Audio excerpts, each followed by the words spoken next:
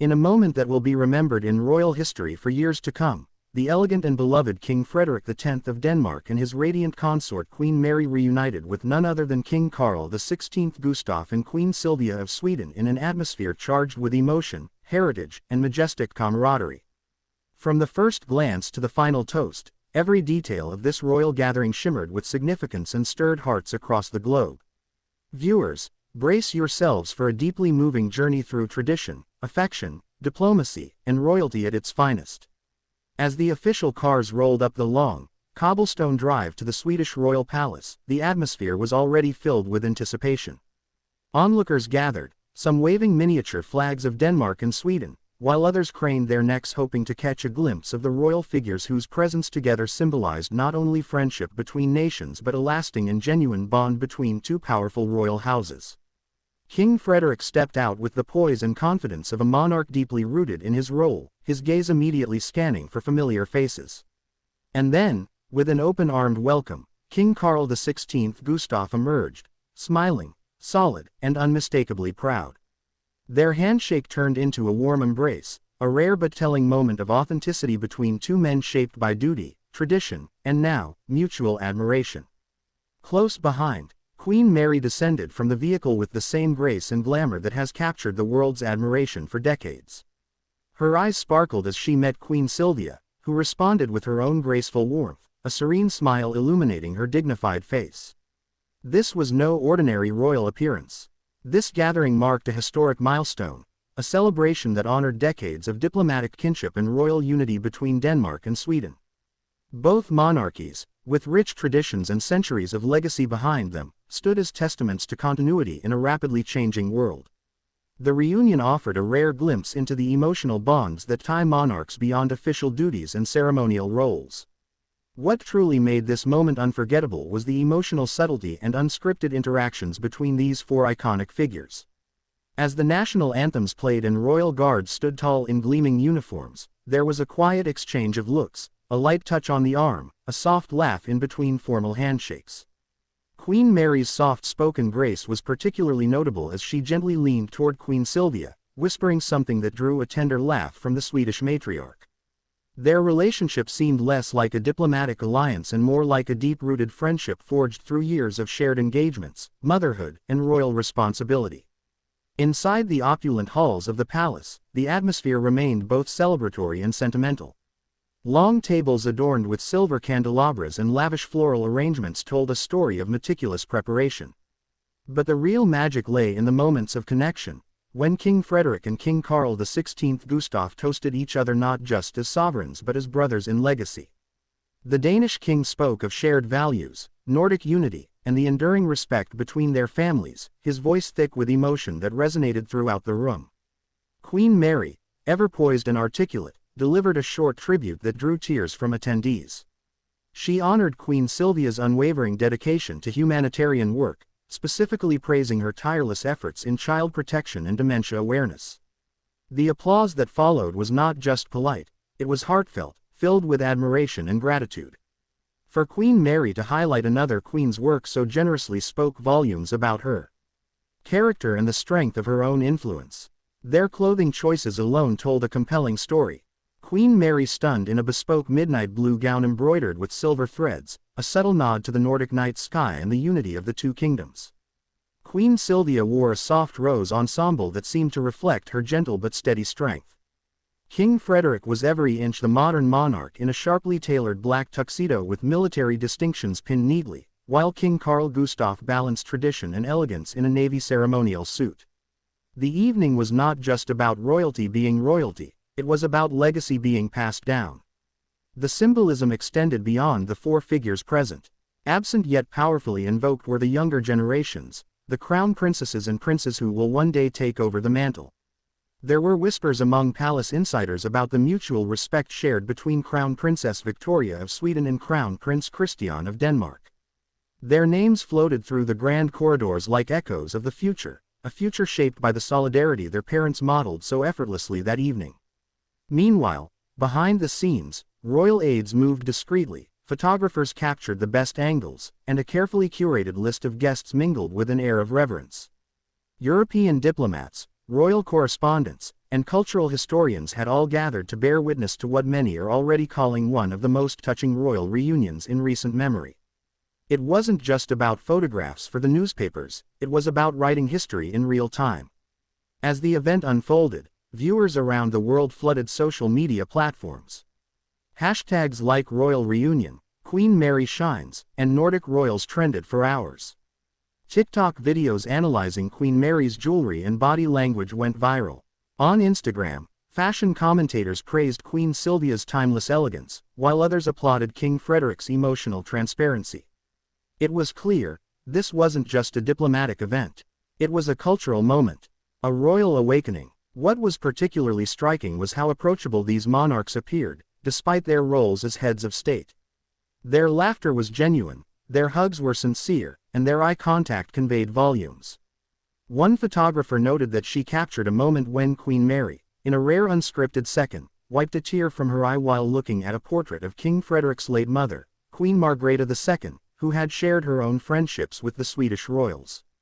The gesture was small but powerful, a queen remembering a queen, a daughter-in-law honoring a legacy. The musical interlude during the gala dinner added another layer of elegance and nostalgia. A Swedish children's choir performed a hauntingly beautiful rendition of a traditional Danish lullaby, their voices echoing through the candlelit room like whispers of shared history. Queen Silvia was visibly moved, holding her husband's hand tightly, while Queen Mary looked on with a serene smile that spoke volumes of pride and emotion. Even the menu told a story of unity. Dishes blended Danish and Swedish culinary traditions, from gravlax and pickled herring to roasted lamb with lingonberry glaze. Toasts were made with aquavit and elderflower champagne, and dessert was a delicate almond cake inspired by both royal kitchens. Outside the palace, the scene was no less emotional. Crowds that had gathered hours earlier waited patiently just to see a wave, a smile, or a brief glance from the departing royals. When the doors finally opened and the couples stepped out, a hushed excitement swept through the air. King Frederik placed a hand on Queen Mary's back in a rare public display of affection, guiding her gracefully toward the car. Queen Silvia held onto her husband's arm with a tenderness that melted even the most skeptical of onlookers. For those who watched live or followed closely through international broadcasts, the consensus was unanimous. This royal reunion was more than an event, it was an affirmation. An affirmation that tradition, when infused with sincerity and love, never goes out of style. That royals, though born into protocol, can still move the world with genuine emotion. And most of all, that Queen Mary and King Frederik, in their unity and connection to fellow monarchs, are not only ready to lead but to redefine what modern royalty looks like. So, as the night drew to a close, and the palace lights dimmed against the Swedish skyline, one couldn't help but feel a lingering warmth, an afterglow of something pure, powerful, and profoundly human. This reunion wasn't just about Denmark and Sweden. It was about memory, connection, love, and legacy. Chapter after chapter of Nordic royal history had silently played out in the background of this heartfelt gathering. And King Frederik, newly ascended yet clearly grounded in his role, carried the legacy of his beloved mother, Queen Margrethe II, with every word he spoke and every gesture he made. Observers noted how he seemed to channel her graciousness and poise, especially in his interactions with Queen Silvia. There was an air of quiet homage in the way he treated her, with a certain reverence that only someone who had walked the path of monarchy could understand. And Queen Mary, what more could be said of the Australian-born woman who had transformed into one of Europe's most respected and admired queens? Her presence at this royal gathering was more than symbolic. It was triumphant. Every word she shared with Queen Silvia seemed to carry both maternal instinct and diplomatic depth.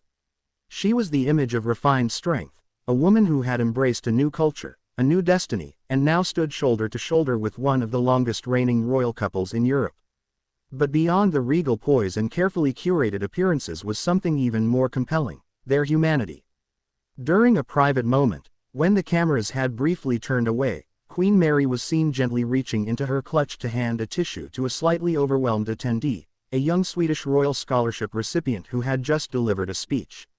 That single act, caught only by one close-up lens, quickly made its way through media channels, igniting a wave of praise. Here was a queen who knew when to sparkle and when to soothe. In a sea of formalities, that small gesture became a beacon of authenticity. Inside the palace walls, The post-dinner hours offered even more unexpected yet deeply emotional scenes. Queen Silvia, ever the gracious host, led a quiet tour of the royal gallery, showcasing portraits of past monarchs. When the small group arrived at the painting of Queen Ingrid, King Frederik's grandmother and a beloved figure in both Danish and Swedish royal circles, there was a palpable pause. King Frederik took a step forward, studying the portrait with a mix of nostalgia and silent tribute. For a moment, the room stood still, as if the past and present had fused into a single breath of royal memory. Meanwhile, laughter echoed down another corridor where Queen Mary and Queen Silvia had broken off from the group to share a lighter conversation. According to a palace source, they had been reminiscing about a joint appearance in the early 2000s, one where a sudden gust of wind had nearly disrupted the entire ceremony, leading to shared laughter and a memorable moment of human spontaneity.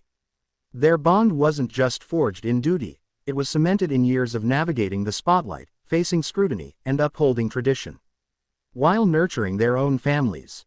As the royal couples eventually retreated for the night, aides noted how the goodbyes lingered longer than usual.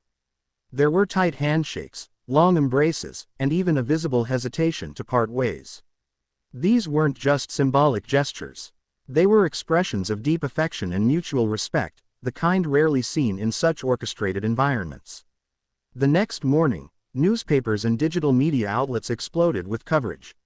Headlines ranged from "A Royal Reunion for the Ages" to "Cheers, Tiaras, and Tenderness, Denmark and Sweden Unite."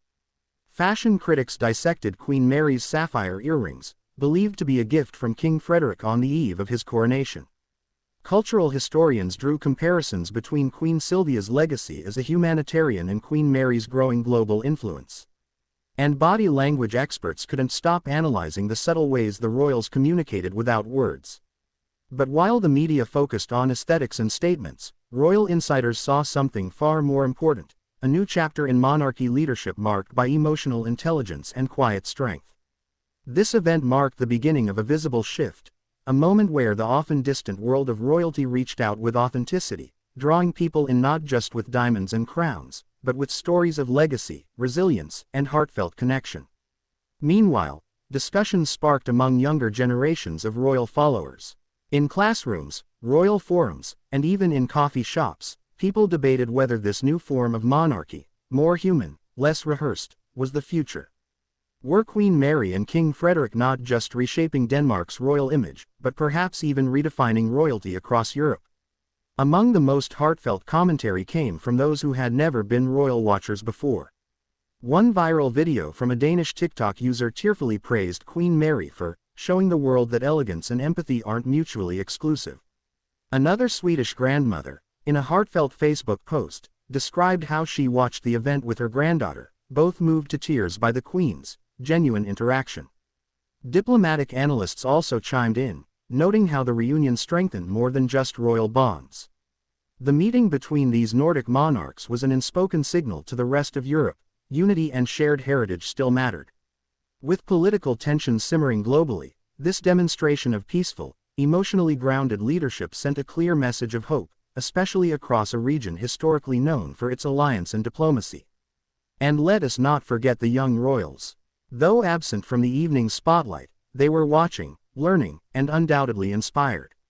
Crown Princess Victoria of Sweden reportedly sent a handwritten note to Queen Mary after the event, thanking her for being a queen who leads with kindness. Prince Christian, heir to the Danish throne, was seen the next day attending a youth leadership seminar, his posture straight, his demeanor thoughtful, as if the previous night had left its mark. There was a subtle undercurrent throughout this entire chapter of royal gathering, a suggestion that the torches are slowly, lovingly being passed on. But before that handover is complete, the current monarchs are showing their heirs what it truly means to reign with compassion, to connect beyond crowns and creeds, and to turn tradition into legacy not through repetition, but through relevance. By the time the royal entourage departed Sweden, waving from their cars as the public cheered, the feeling in the air was no longer just one of nostalgia. It was a quiet exhilaration, a realization that something transformative had happened, not loudly, not explosively, but meaningfully. And perhaps that's the most powerful kind of transformation, the kind that leaves hearts fuller and perspectives shifted. So the question that remains is this: After witnessing such grace, vulnerability, and unity among modern royals, how do you see the role of monarchy evolving in your lifetime? Don't forget to subscribe, like, share, and comment below with your thoughts. Your engagement helps keep royal history alive for generations to come.